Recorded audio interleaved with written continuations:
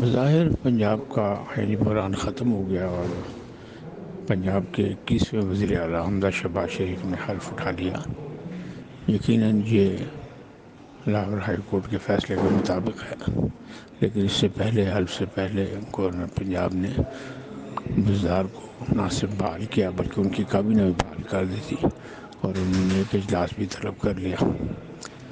وہ غیر آئینی تھا یا آئینی تھا، یہ تو بات کی بات ہے، لیکن جب حلف جاری ہو گئی تو بزدار جو ہیں وہ وداؤٹ پروٹوکول چلے گئے۔ اس کا مطلب یہ ہے کہ جو پنجاب کی انتظامیہ اس نے ان سے پروٹوکول واپس لے لیا اور اب سرکاری نوٹیفیکیشن کے مطابق حمزہ شہباز جو ہے پنجاب کے 21ویں وزیر اعلیٰ بن گیا۔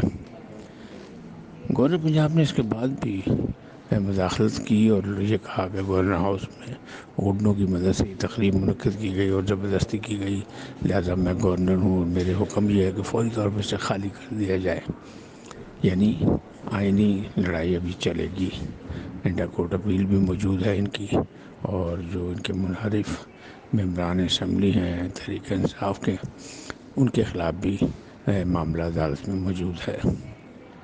یہ مسئلہ جو ہے آئینی ہے، قانونی ہے، لہذا اس کو سلجھائے گی بھی عدالت ہی، ورنہ جس انداز میں ہٹ دھرمی کا مظاہرہ کیا جا رہا ہے ہونا تو یہ چاہیے تھا کہ جب حکومت پنجاب کی جانب سے گورنر پنجاب کا حکم نامہ قبول نہیں کیا گیا تو گورنر پنجاب خود اخلاقی طور پہ استعفیٰ دے کے گورنر ہاؤس خالی کر دیتے، لیکن ایسا لگ رہا ہے کہ نہیں، کہ وہ جو بیانیہ ہے سابق وزیر اعظم کا کہ آخری موت تک لڑوں گا، وہ اسی بیانیے پہ قائم ہے اور وہ پنجاب کے حوالے سے آخری گیند تک لڑنا چاہتے ہیں۔ یہ لڑائی جمہوریت کو کیا فائدہ دے گی؟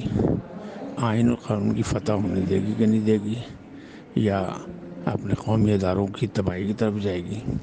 یہ آنے والا وقت بتائے گا۔